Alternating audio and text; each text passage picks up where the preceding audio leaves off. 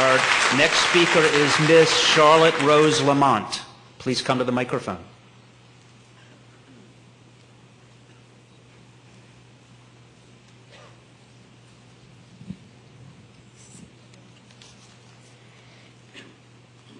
Thank you for letting me speak to you about the importance of the artificial pancreas to kids like me.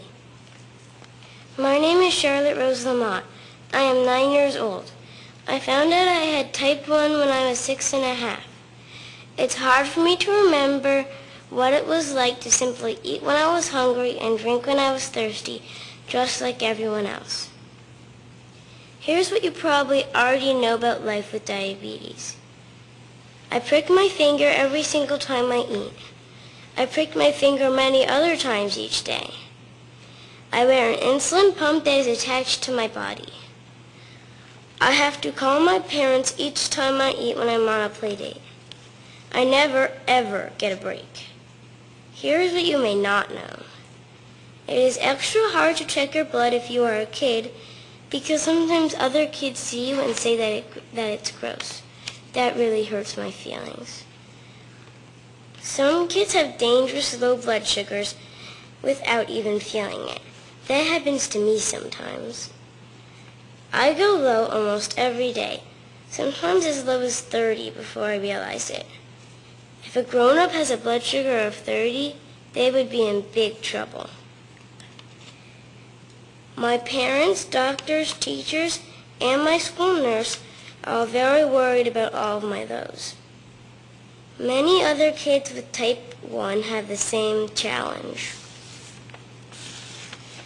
I'm supposed to be careful about lows because I could pass out or have a seizure. I don't know what that would be like, and I hope I never learn. The artificial pancreas could do a lot to help prevent my dangerous lows. My doctor has 700 diabetes patients. She says that my diabetes is maybe the best managed of anybody that she sees. My mother is a healthcare professional. My father is a partner in a law firm. My A1C levels have been in the 5s ever since I started using the Omnipod a couple of years ago. But if I'm still having all these problems, can you imagine how hard it must be for other children who do not have my resources?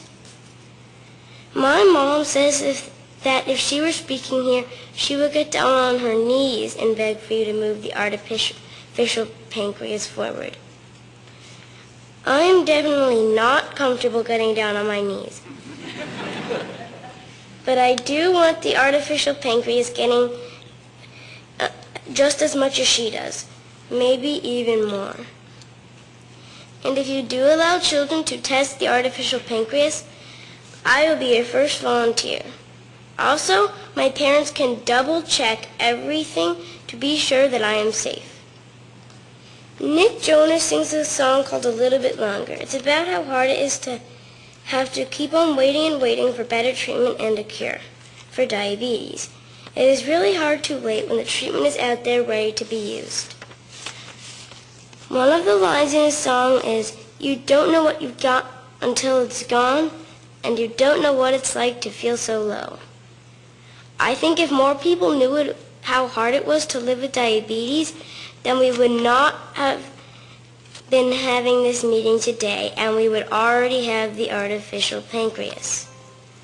When I was first diagnosed, I told my parents that I was too young to have diabetes and that it was too scary. But some children get diabetes when they are only 1 or 2. Can you imagine that? I asked my parents to make the diabetes go away. I know that they would do this if they could, but you can do what they can't. I'm almost never scared anymore, and I really want to work with you to get this new technology to those who need it. Thank you very much for listening to me. Thank you, Charlotte Rose.